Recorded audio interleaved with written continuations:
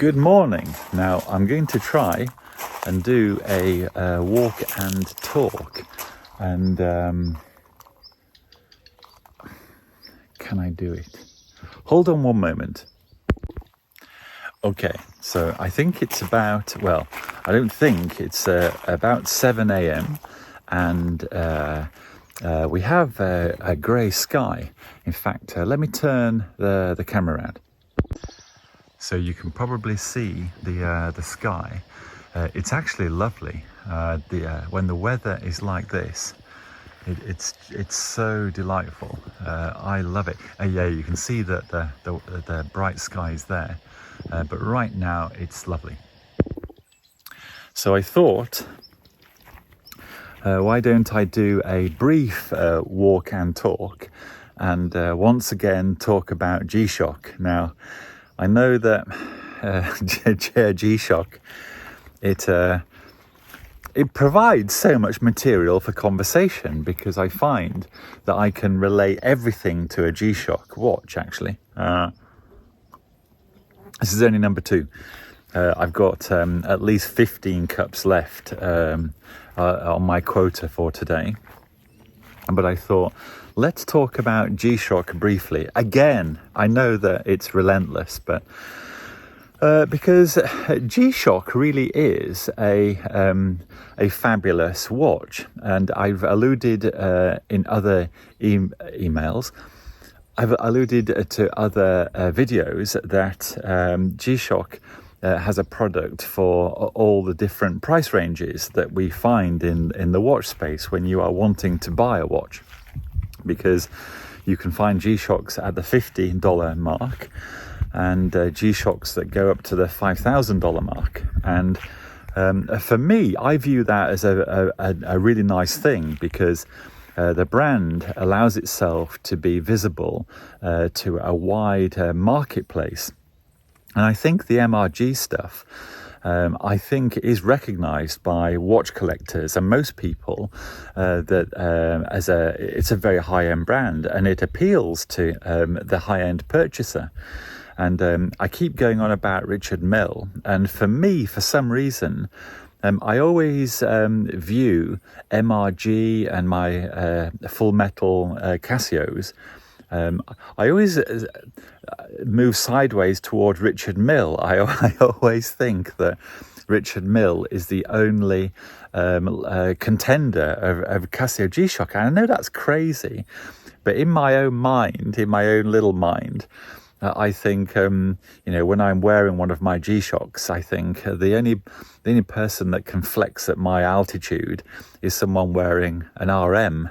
I know that's crazy, isn't it? I sometimes will see someone with a Rolex and I think, they're not really flying at my altitude because I'm wearing a full metal square. And if I'm wearing one of my MRGs, I think, definitely, I'm at a different altitude here. I need to find birds of a feather.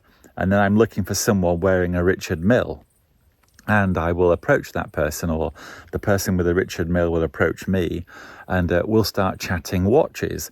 And I find that people wearing Richard Milles, they're always so happy to chat to someone wearing a G-Shock. I don't know if you've noticed that, but that's my experience. Rocking a G-Shock allows you into the Richard Mille space, I find. And but that brings me back to Casio's product set around all the different price points. And I really like it. I find that a very pleasant aspect of Casio.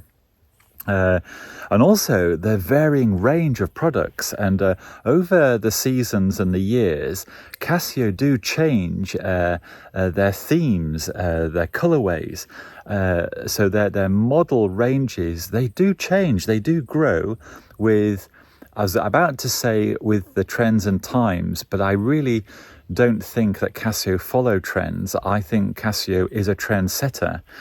And I love the way that fashion victims in the fashion industry, in the music industry in particular, I think it's so cute when they're wearing a resin case G-Shock. I really like that. I don't know why it appeals to me, but it really does. But I do like Casio's fit in this watch space, in the watch fashion space also, because I suppose G-Shock might be viewed as a fashion piece, and for many people it probably is. And I think that's great. I really like it. 1 second, I'm going to turn the camera around because Sweetie is approaching.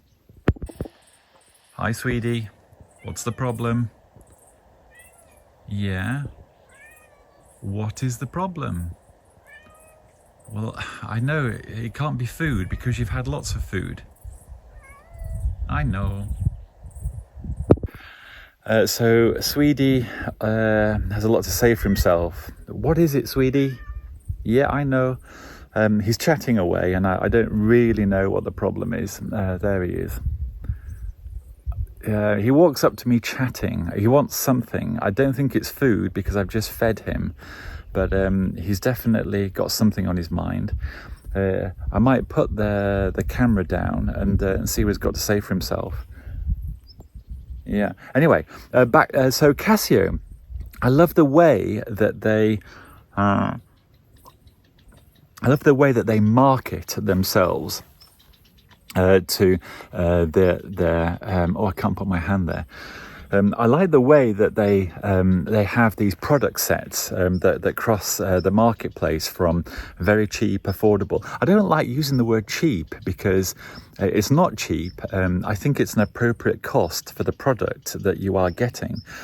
A Casio G-Shock or a Casio watch at the $50 mark, they're really good, especially the F91, is it? And it's very fashionable. I see lots of very cool, fashionable people wear those metal Casios, the digital metal Casios, and they're very, very cool. And if I remember, I'll pop some images of those watches in this video. I need to remember because I never watch myself, so I literally have to go off what I remember. But I really like Casio's approach to the market, the way that they create a product that fits that market space. And also, and I don't think many people talk about this, Casio actually dominate their market spaces that they're in. Think about it. Think of another watch manufacturer that has a digital watch in the market space that Casio does, and what market share that they have. Actually, there probably are a few, actually, more specialized pieces, more utility pieces that have a digital display. So there are. But generally, when you are talking about Casio watches and G-Shocks, it does conjure up a market space and a style of wearing these watches. And I think it's very cool. Anyway, my arm is aching. I want to drink this coffee before it gets cold, and I'm going to say good morning and ciao for now. And I'm sorry about the abrupt ending, but my arm really is aching. Anyway, everyone, have a good morning.